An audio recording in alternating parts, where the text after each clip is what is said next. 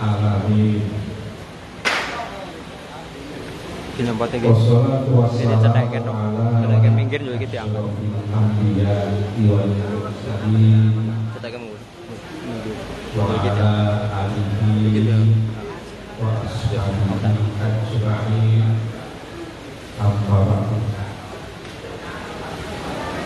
Yang kami hormati Ketua Yayasan Institut Indonesia 4B Bapak Purworejo Bapak Dodo.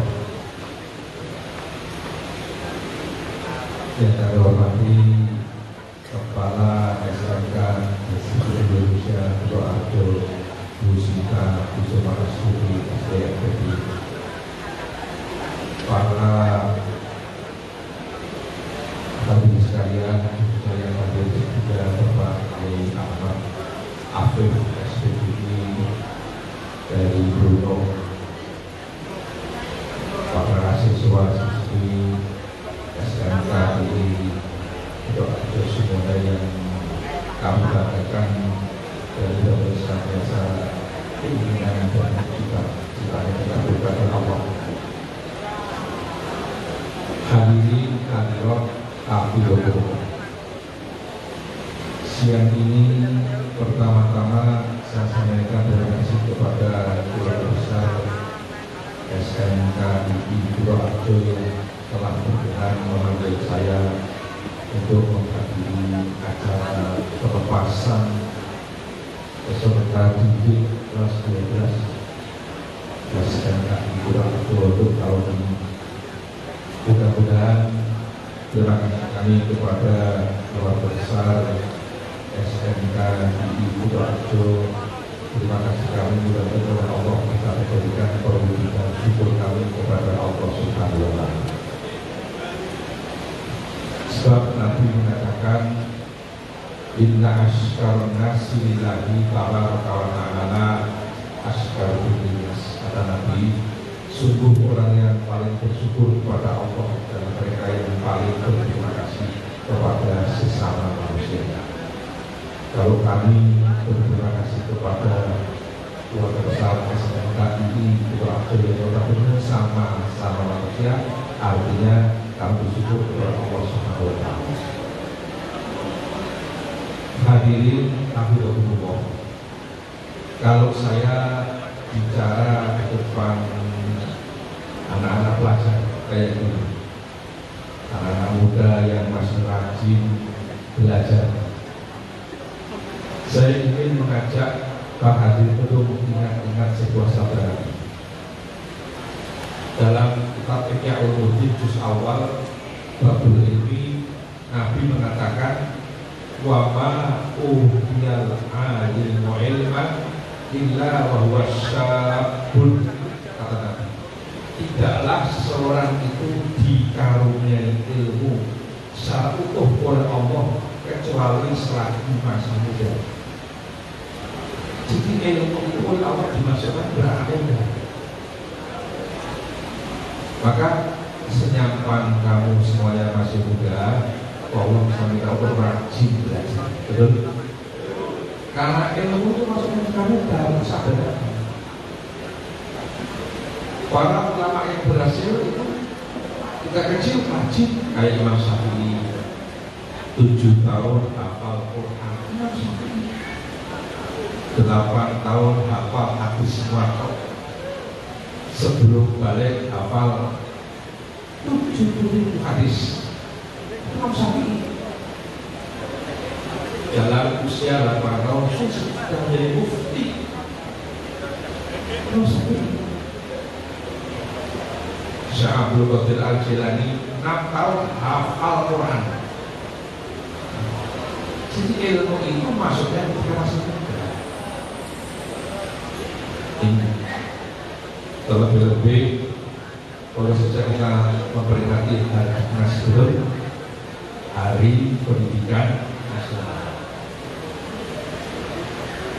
Tokoh pendidikan nasional adalah Ki Hajar Dewantara.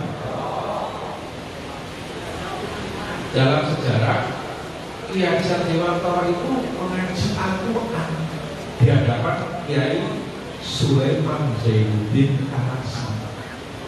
Dia cuma itu ngaji Al-Quran, bahkan ngaji kitab ini pesantren. Itu sejarah. Tokoh warta Indonesia Kartini itu juga ngaji Al-Quran kepada Kiai Soleh Darat Semarang. Orang Kartini itu kan cucu Kiai. Di Mayang Jepara ada Kiai bernama Kiai Madiono, punya istri bernama Bu Ahna, punya anak putri bernama Kasiro, dinikah Bupati Jepara, punya anak putri namanya Kartini, rajin ngaji Kartini. Bahkan dalam usia 13 tahun Kartini mengaji ilmu tafsir di hadapan Kiai Haji Soleh Darat Semarang. Ketika itu ada dialog antara Kartini dengan Kiai Soleh. Maaf Bu, saya nanti menyampaikannya dengan bahasa gado-gado. Kadang-kadang pakai bahasa Jawa, kadang-kadang pakai bahasa Indo. Ada dialog antara Kartini dengan Kiai Soleh. Dalam usia 13 tahun Kartini sudah mengaji ilmu tafsir Al-Quran. Begitu Kartini diajari tafsir Al-Quran pakai bahasa Jawa, Kartini usul sama sang guru Kiai Haji Soleh Darat Semarang. Waktu itu Kiai Soleh belum di Semarang, masih di Mayang Jepara, karena Kiai Soleh asalnya Mayang Jepara, tetangganya Kartini. Kartini usul, Kiai Nuwun Sewu, Kiai kalau panjenengan mucal kula tafsir Al-Quran mawi basa Jawa. Manah kula tentrem ayem Kiai.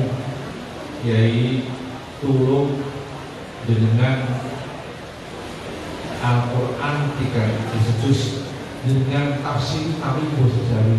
Sedaya 3 juz. Kersane damel pedoman kanca-kanca kula tiyang estri tari. Waktu itu Kartini tidak mengatakan tiang istri Indonesia. Kenapa? Pada zaman Kartini nama Indonesia belum lahir. Yang ada Nusantara, Jawa Timur, Jakarta belum ada Sunda Kelapa, Sumatera belum ada Andalas, Kalimantan belum ada Borneo, Sulawesi belum ada Salbes. Saya nggak tahu kalau kaliannya. Betul. Kiai Soleh mengatakan, "Bro, Kartini nafsi Quran itu ora gampang. Ora sembarang wong kena nafsi Quran. Wong kena nafsi Quran itu syaraté kudu duwe ilmu bantu tafsir sing komplit. Mulai sekolah kusoro, gramatika Arab, badek, mani, bayang, ilmu balaghah, ilmu sastra dan sebagainya. Baru diperbolehkan menafsir Al-Quran. Gak gampang menafsir Al-Quran. Maka tolong Anda jangan dapat ikut majelis tafsir Al-Quran. Baik.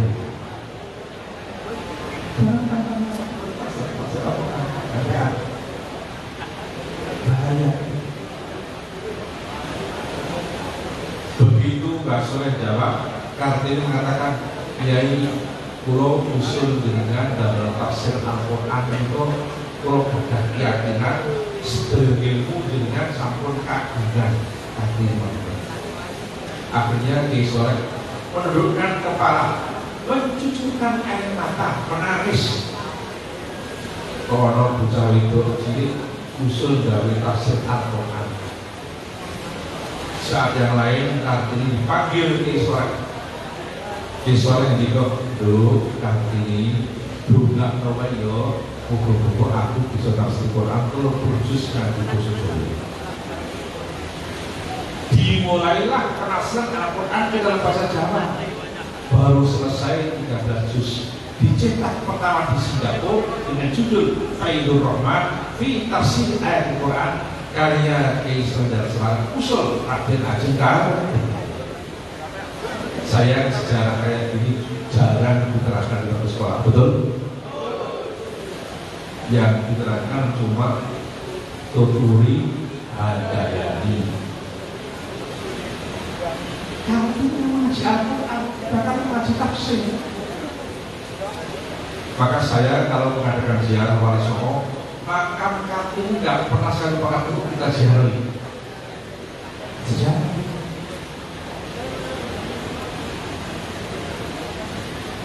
Diajar di Wantoro juga mengaji di pesantren. Siapa gurunya?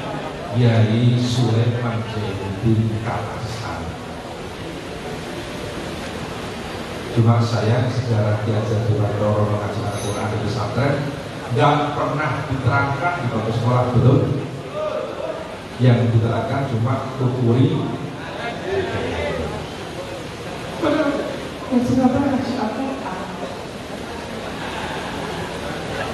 Karena diajar di Wantoro di pesantrennya Yai Sulaiman, akhirnya diajar di Wantoro bikin lembaga, bikin lembaga pendidikan dengan nama Taman Siswa. Menurut pengakuan diajar di Wantoro dan siswa bukunya, saya mendirikan Taman Siswa karena ilham pondok pesantren. Ini yang bilang diajar di Wantoro. Saya punya sejarah. Bahkan diajar di Wantoro dalam sebuah bukunya mengatakan pendidikan yang paling berhasil adalah pendidikan sistem pondok pesantren, kata diajar di Wantoro. Kenapa? Karena pendidikan pesantren adalah pendidikan yang lingkungannya sebab mendukung keberhasilan, kata diajar di Wantoro. Maka saya anjurkan para siswa-siswi SMK ini untuk bisa ke pesantren, kan lingkungan Quran itu dari banyak. Pagi sekolah di situ, malam berpengaji, sekitar kita banyak pesantren.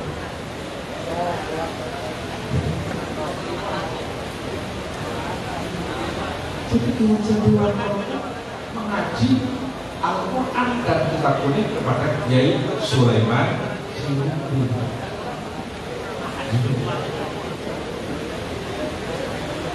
Bahkan dulu ada tokoh pendidikan nasional namanya Dr. Dewes, itu Belanda, yang punya nama lain Setiabudi dan Multatuli. Itu seorang Belanda dikirim ke Indonesia untuk merusak bangsa kita. Setelah sampai di Indonesia, beliau kenal kiai, kenal santri, pikirannya berubah. Yang semula akan merusak bangsa Indonesia bergabung dengan pergerakan bangsa kita, bahkan kadang-kadang semangat ke-Indonesiaannya melebihi bangsa kita sendiri. Siapa? Dr. Dewes, yang bernama lain Multatuli dan Setiabudi. Setelah kenal kiai, kenal santri, beliau punya pendapat. Kalau tidak ada kiai dan pondok pesantren, maka patriotisme bangsa Indonesia sudah hancur berantakan. Dr. Dewes juga.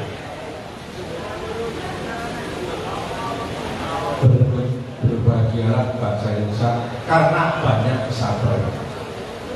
Di Purwoarjo pun kan banyak pesantren. Ada pesantren Senepo, betul? Ada Semarang Kebaran dan sebagainya, betul? Dulu tokoh kiai dari Purwoarjo juga di pesantren, bahkan sempat menjadi anggota konstituante. Siapa beliau? Almarhum Bapak Raden Damanduri Purwoarjo, yang nama aslinya dari Hongkong. Setelah jadi kiai berubah nama.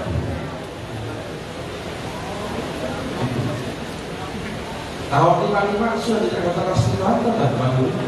Di X7 ini ulama yang menjadi anggota konstituante hanya tiga. Satu, Ki Haji Muntaha Kalijogo Wonosobo. Dua, Ki Haji Raden Damanduri Purwoarjo. Tiga, Ki Raden Awiran Bucanan Gadongan Makin. Bisa.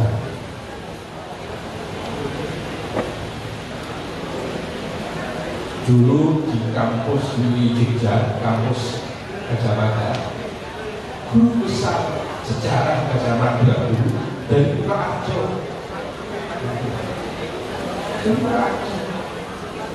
Yang masih cucunya Mbah Kiai yang makamnya di Gunung Kidul itu nggak bisa.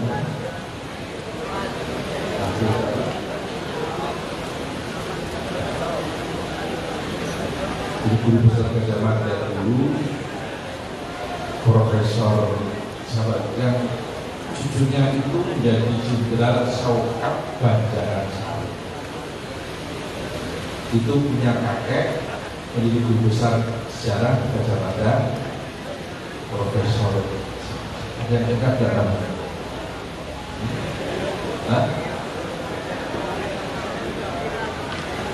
Yang Profesor siapa ketika sama itu guru besar ilmu sejarah. Nah, yang kakeknya menjadi ulama besar yang makamnya ada di Gunung Kidul yang masih keturunan Mbak Kiai Rofi'i sebagai Rofi'i Nuloning. Saya lupa namanya.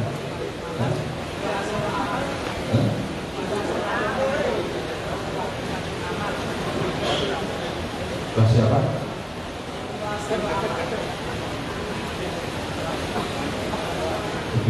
Itu juga kemarin saya itu bukan itu yang Mbak Kiai itu dulu punya kuda. Bukan, itu kemarin dong tadi. Jadi Mbak Kiai itu punya cucu Letnan Jenderal Saukat Banjaran Sari. Itu Mbak Kiai yang rumahnya dulu di sebelah utara Masjid Purworejo terus dibeli bandara. Yang dulu Mbak Kiai siapa yang masih keturunan orang Kulit. Ada yang ingat kan? Itu tokoh Purworejo tempo dulu. Mbak Kiai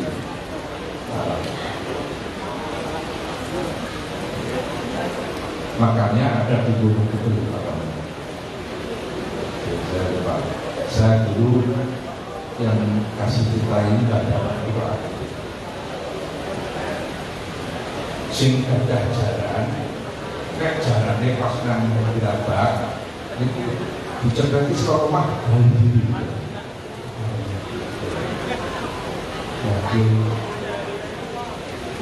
Ada yang ingat nggak? Ibu-ibu ada yang ingat?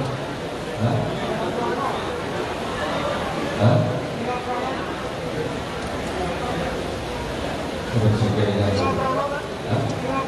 Sanes. Coba.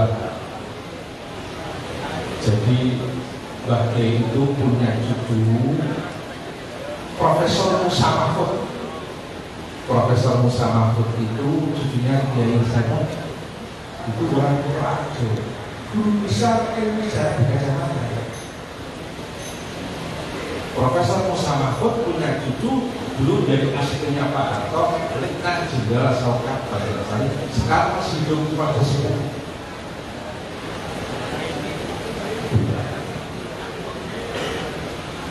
Ini sejarah.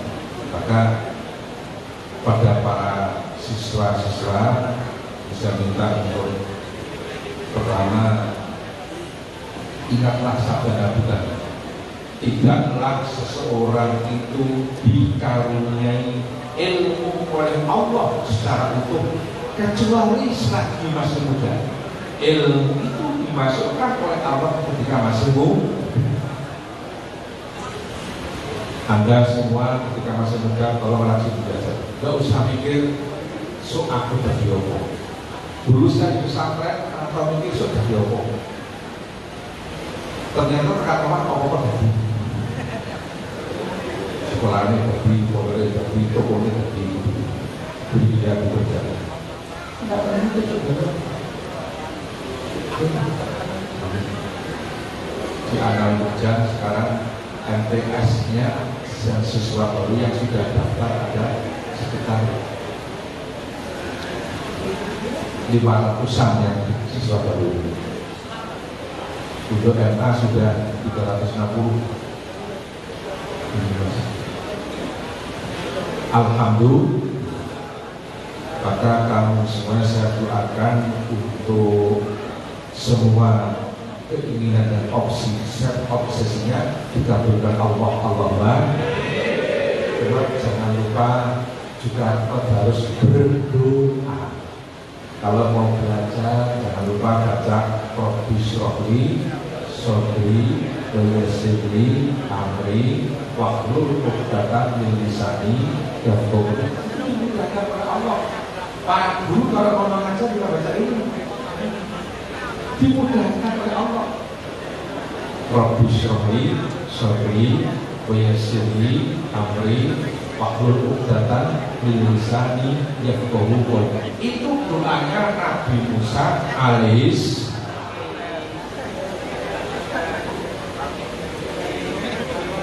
Ini sejarah.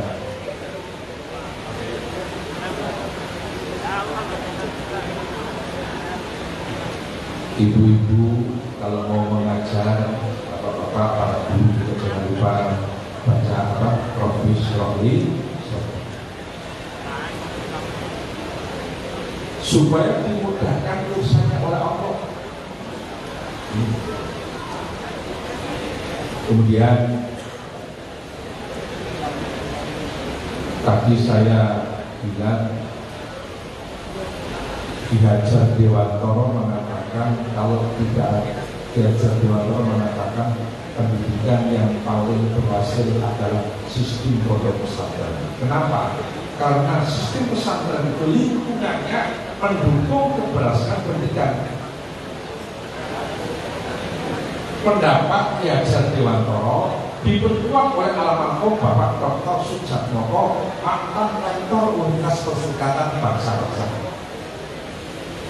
Almarhum Pak Jatmoko dulu kami sebut dari sebuah seminar di Jakarta mengatakan, pada zaman akhir ini alternatif pendidikan terbaik adalah pesantren dengan catatan dikelola manajemen modern. Itu pernyataan Dr. Sujatmoko. Maka saya anjurkan siswa-siswi ini kalau bisa masuk pesantren, pura-pura ada sini. Yang salah gimana? Tapi kalau cari pesantren-pesantren yang dalam lingkungan Nahdlatul NU. Kan hari ini ada pesantren-pesantren yang maaf,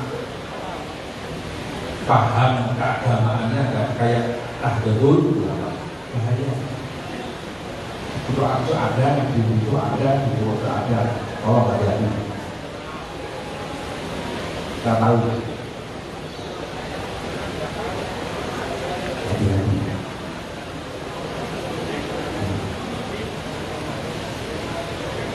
Maka yang harus kita ikuti ini ormas keagamaan yang didirikan atas dasar kesepakatan para ulama.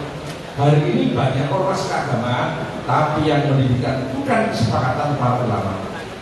Tolong hati-hati.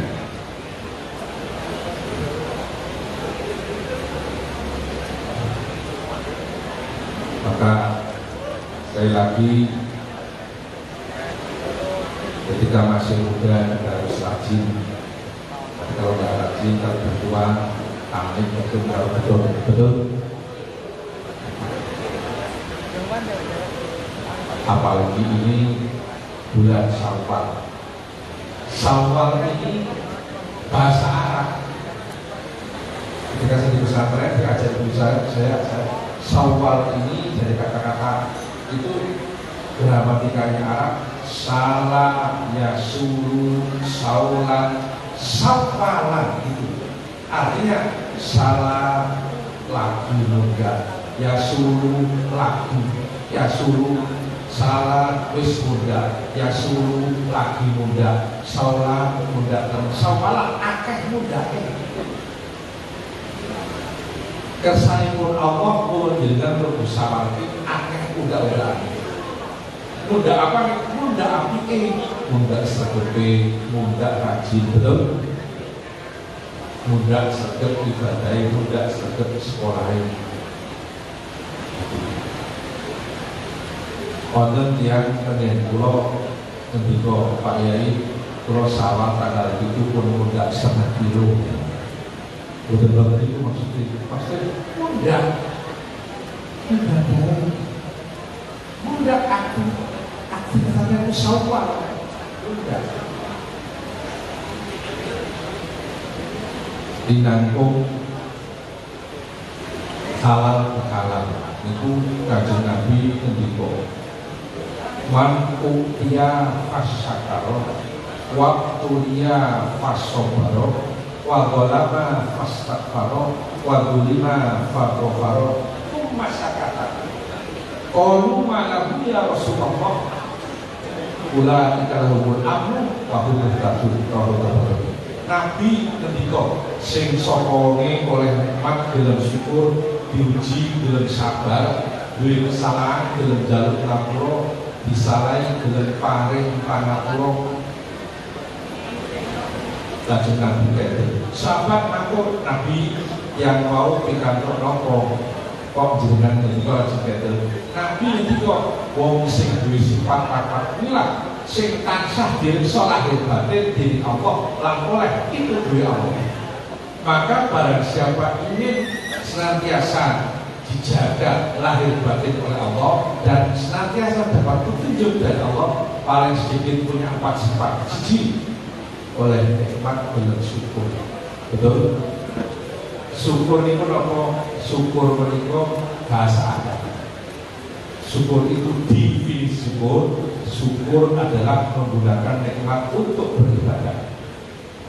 Ibadah dibagi jadi 2, ibadah muqayyadah dan ibadah mutlaqah. Ibadah muqayyadah itu ibadah yang pelaksanaannya diikat dengan ketentuan-ketentuan khusus seperti sholat zuhur, asar, maghrib, isya. Itu ibadah muqayyadah, terikat. Yang kedua, ibadah mutlaqah. Apa sih ibadah mutlaqah? Ibadah mutlaqah itu apa saja yang dapat ridho Allah. Anda menuntut ilmu, ini termasuk ibadah. Terus nyambut gawe nang alas, nang sawah, nang pasar, boleh rezeki, yo termasuk ibadah. Boleh dari Gusti. Anda ikut selawatan, yo ibadah, betul? Ada selawat supaya senantiasa kita bergembira. Nabi itu punya gelar Sohibul Busra, itu gelar Nabi. Nabi punya gelar Sohibul Busra, artinya orang yang punya kegembiraan, kebahagiaan. Maka kalau Anda baca selawat Sohibul Busra, insya Allah bahagia terus. Sampai sekarang, mulai sekarang sampai akhirat. Itu namanya selawat Sohibul Busra. Kebetulan saya sudah hafal. Apa? Tolong dengarkan ini selawat Sohibul Busra. Bagus sekali kalau para sudah hafalkan ini, walaupun cuma sehari dibaca 3 kali. Allahumma sholli wa sallim ala sayyidina Muhammadin sohibil busra sholatan tubassiruna biha wa ahlana wa auladana wa jami'a masyayikhina wa mu'allimina wa talafatana wa talifatina yaumina hada ila yaumil akhir. Selawat ini artinya, ya Allah, aku baca selawat untuk Nabi. Dengan selawat ini, ya Allah, Engkau gembirakan kami. Sholatan itu bersunat, Engkau gembirakan kami. Wa ahlana, dan keluarga kami. Orang dan anak kita kami. Wajah amasal, dan semua ketika wali dan semua guru-guru kami dan semua anak laki-laki yang sedang belajar, sedang ngaji, dan anak putri yang sedang belajar, sedang ngaji, engkau gembirakan dari sekarang sampai hari kiamat. Selawat ini kayaknya sudah pada hafal ya. Coba tolong hadroh ini bisa ya. Allahumma sholli ala sayyidina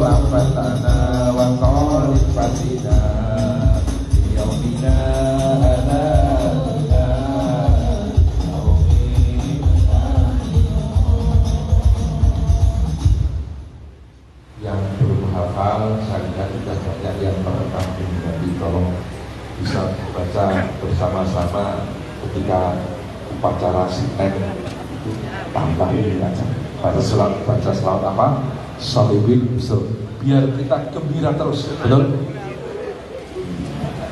Insya Allah sudah banyak yang hafal.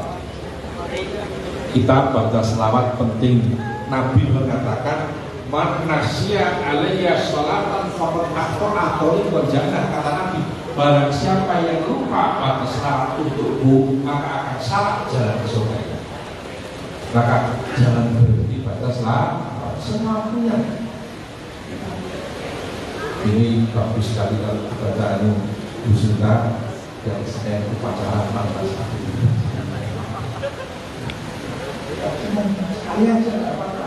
bagus. Ini saya pakai hafal ya. Ibu-ibu wali-wali murid ya, itu pada rekam saya selamat apa sohbul usul. Untuk para wali murid saya minta ini ada bacaan supaya tiap hari nggak pernah sepi dari rezeki. Tolong menjelang waktu maghrib baca surat Al-Falaq 7 kali.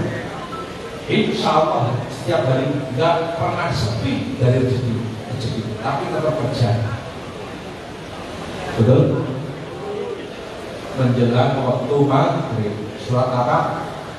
Al-Falaq 7 kali. bukan menjelang sholat maghrib, tapi menjelang waktu maghrib. Setengah 6:15 pun sakit. Jadi maksudnya kalau melakukan roti yang dulu beberapa nopo boleh sambil nyapu latar atau al-falaq berapa kali? 7. Untuk para siswa jangan lupa mau belajar baca apa? Rabbi Sholih harus ngaji. Maka saya ketika kecil saya ingat jidda kullal jiddi wafraqil jadda. Jidda bersungguh-sungguhlah kullal jiddi dengan segala kesungguhan wafraqil jadda dan bergembiralah. Setelah kita bersungguh-sungguh, kadang-kadang ada acara kegiatan kesenian, wajar-wajar saja itu, betul. Tapi harus bersungguh-sungguh dulu, rajin, baru ada rekreasi, ada kesenian. Jidda kullal jiddi wafraqil jadda.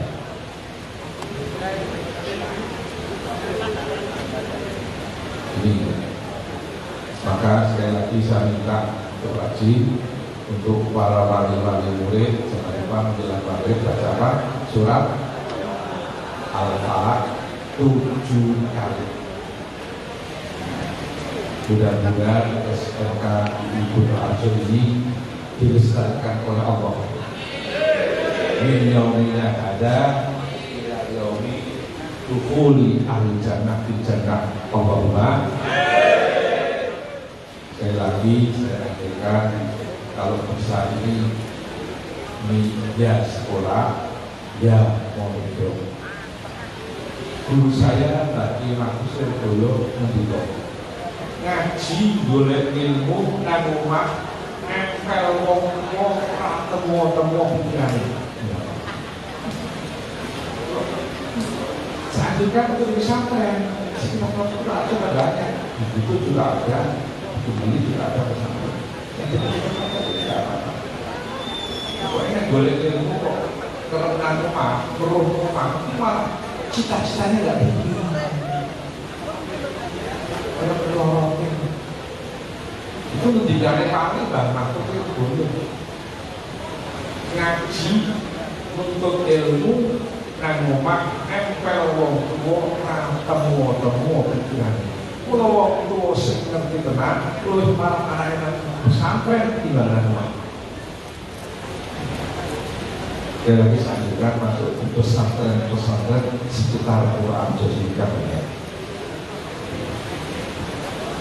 Saya ini, tuan saya ini, anak mudah-mudahan sama kami semuanya dikabulkan keinginannya oleh Allah, dikerjakan segala urusannya, dihilangkan segala kesulitannya, makbul ajarnya, istiqomah ibadah.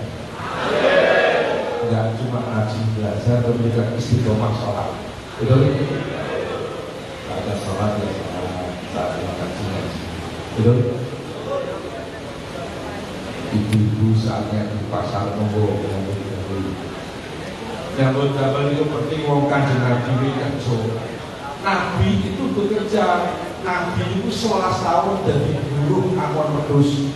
Kanjeng Nabi buruh itu asal sing penting halal rezekine. Betul? Kanjeng Nabi itu 11 tahun buruh akon wedhus. 16 tahun Nabi bakul, Nabi jual alat-alat rumah tangga, bahkan kadang Nabi jualan alat-alat dapur. Nabi gak malu jualan alat rumah tangga. Nabi 16 tahun dagang bakul, maka dalam usia 25 tahun Nabi sudah kaya. Kesukih Nabi, ekonomi semoto, pengkawan berterus bakul itu kasih Nabi. Selama tahun kesukih, kesemoto ekonomi, langsung Nabi dan pesantren di kantor dari bekerja. Di kantor beradanya dan Nabi itu sugih selama tahun dari manten, mahari mas kali orang sugih. Nabi dari manten, mahari mas kali untuk kali besok derek mindaripun. Unta siji saiki 40 juta, nek 20 800 juta. Nabi dadi manten mahare Mas Kawin ini 800 juta. Sementara kalau panjenengan cukup sekarang karena sholat tunai ya. Sah-sah ngono. Panjenengan suci.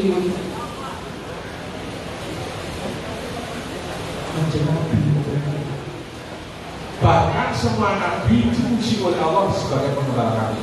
Semua nabi diuji sebagai pengembala kami. Kenapa pengembala kami?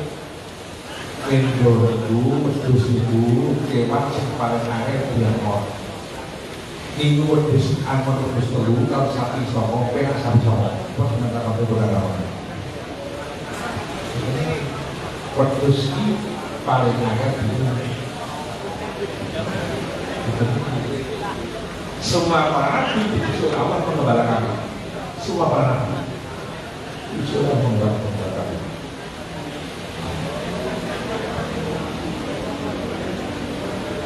Sehingga maaf barangkali itu sudah bisa sampaikan koordinator untuk SMK ini kurang ini lestari maju nilai sarangge min yaumil hada ila yaumil akhirat Allahumma buat benar yang mengatakan atur pulau ugi-ugi dan kelapa sekalapatan nun pangapunten ada nama wa iyyakum ajmain wallahu muwaffiq ila aqwamit thoriq. Assalamualaikum warahmatullahi wabarakatuh.